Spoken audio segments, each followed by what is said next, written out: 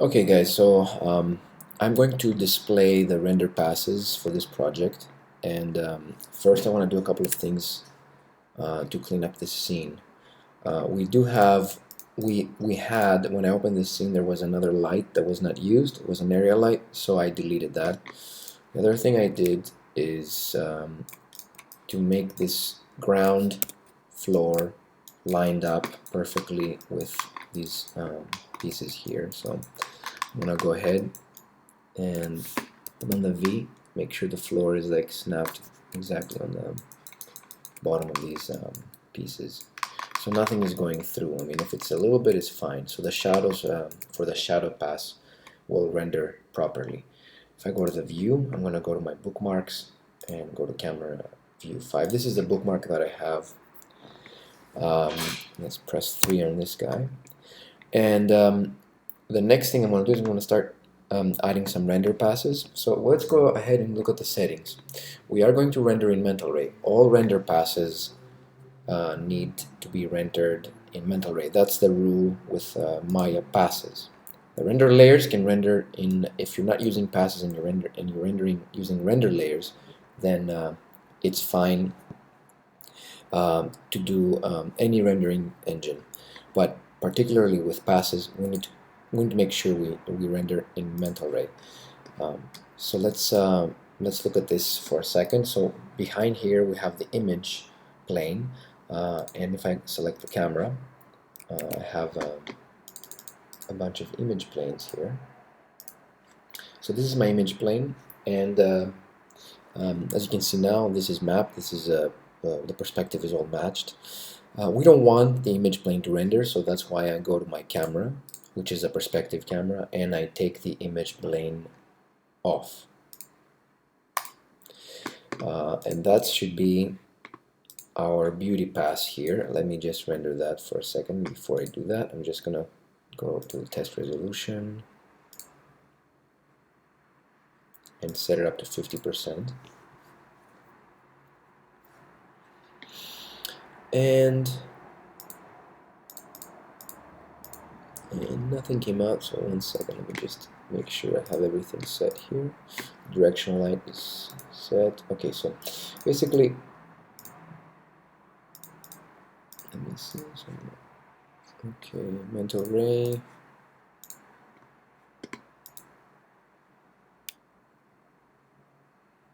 So this is what we get.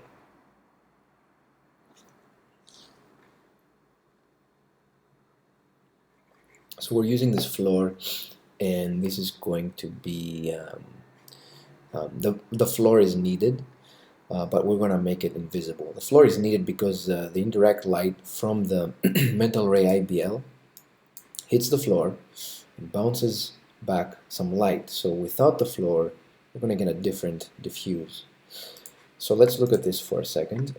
We have a master layer. When you click this off, then it's not going to render, so you have to make sure it's on. In the master layer, I can set up some render passes. So I'm going to go to my render passes and choose, let's get ambient occlusion. I'm going to render some of them, and then we might use them, we might not, but we'll, what we're doing here now is we are rendering with the floor. So ambient occlusion, we need diffuse without shadows. Camera depth, I'm going to do camera depth on a different layer, and I'm going to go down and render irradiance without shadows. And I think I'm going to do indirect in another layer because I don't want the floor, so indirect will be, I can actually have it here as well, so we can have like another kind of comparison. And what else do we need? Raw shadow, and that should be it. So we can start with these. We can always go back and render more. So create and close. I'm going to associate these passes with this layer. Now the master layer is what we have initially, and I need to tweak a couple of things before I get started. So for the AO, that's the thing we need to do. I have to go to the features, and we want to go make sure that this ambient occlusion is on, otherwise it's not going to render anything. And we are going to also go to the ambient occlusion at the indirect lighting and make sure that the rays are, this is on and the rays are 64 is a good start. Now we need to go to the common tab and look at these settings. First of all, let's make sure that this is off. Let's see the image size. It would be HD 1080. Let's go to renderable cameras. Renderable camera is the perspective. Frame range, you are going to add a frame range by doing name.number.extension, then you put the frame range that you need. But I'm not going to do that. I'm going to do a single frame. But let's see how we can organize it. So basically let's use TIFF for our export. And I'm going to delete that. And I'm going to use the render layer. And then slash. So that's going to, every time you put a slash, the render layer now is a folder. And then we want the render pass type. Actually, we can put render pass. So it's gonna, in the master layer, there's gonna be a folder, and then in there it's gonna be a render pass and a render layer and a render. Actually, let's add shot1 underscore render pass. And let me show you like a visually how this looks, because I have rendered these out. So I can show you the actual result. So I'm going to go down here to my render passes. So the way I have them under the images,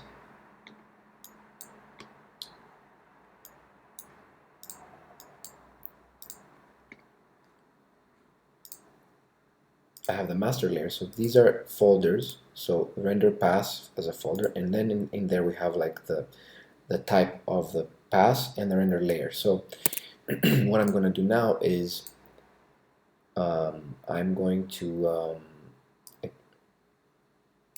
make this render pass. So this is a layer, and then we can put shot 01 underscore render layer type underscore render pass type. And I'll see, it's maybe too much information, but you'll see that. So one layer is the master layer, then another layer is what kind of render pass this is, and then inside that layer it's going to be shot1 master layer render pass. So it's the type, and then the number if it's a frame range. So this is the way I want to output that, so we don't have any confused frames, or like we don't have any overlaps. So we're ready for this pass. Now from here we're going to get shadows. However, I'm gonna set another layer which is going to only export the shadows. So I'm gonna save this as a new scene, and I want to create another layer. So let's make a shadow layer. So I'm going to get the ground, get everything, because I need the lights to create the shadow, and then drop them in here. So add these objects, and these need to render. So this is going to be shadow 02. And in this one, we want to do a shadow. So that's not going to give us much. We need to go ahead and let's render. If you render that,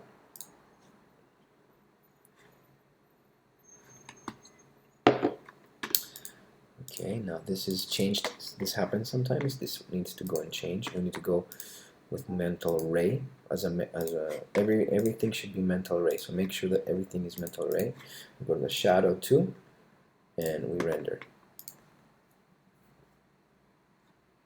So what we have now, this is not what we really want. So basically what I'm gonna do is to select the ground and select the group and assign a material override. So override, create new material override, and use background. So now this, I don't want any reflection on that background, and no reflection, no color. And let's try that.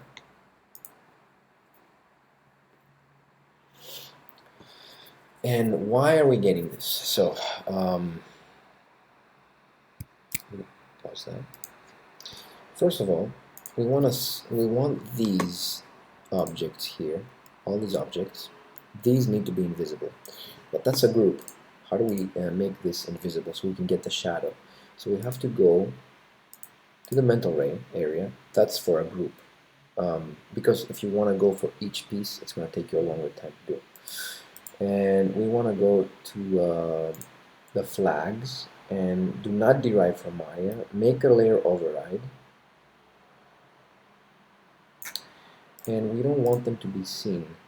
Plus, there's something else that we need to consider, the fact that the mental ray sphere is probably, if we go to the, we have to create a layer override and make it invisible. So let's go ahead and try that.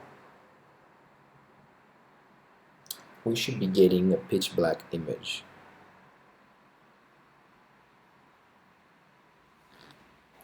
And let's look at that.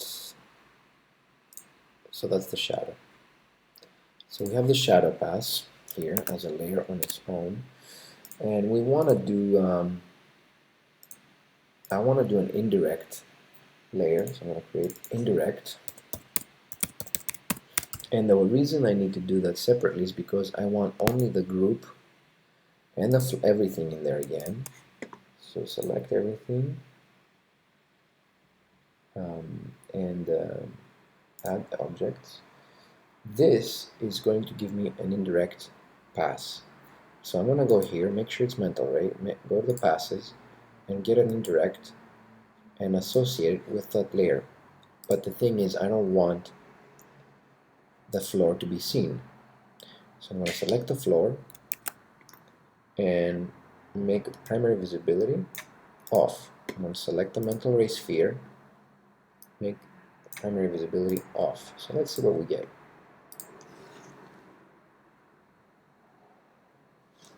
I have it on the alpha channel, so I need to go back to my RGB. So this is what I need. And the final one I need to make is a luminance map, a depth of field, depth pass. And this one, I want to select again all the pieces. We don't really need the mental ray sphere, so I'm going to disassociate that. I want the ground and the group. I think that's the only thing we need. Let's try that. So I'm going to go ahead and traditionally do it with the old school way. Go to attributes, and if that doesn't work, close it, go again, and let's get a luminance depth. If we render this, I don't think we're going to see anything. And we have Maya software. We don't want Maya software, we have to switch on mental ray again. Okay, so we see everything is white. We have to go through that luminance map setting. What this is going to be a black and white image that it was going to determine the distance. So anything that is closer to the camera, like this one, is about 385 units. That's the furthest, the object that is further away. This is 400. This is 96. This is, so let's say 500. From 380 or 370 to 500 will be the range that we want to cover. How do we do that? So we're going to go to that surface shader, and we have to put the minimum number and the maximum number. But these are locked. We have to unlock them by break the connections and put 3. Let's start with 370 and end with 500.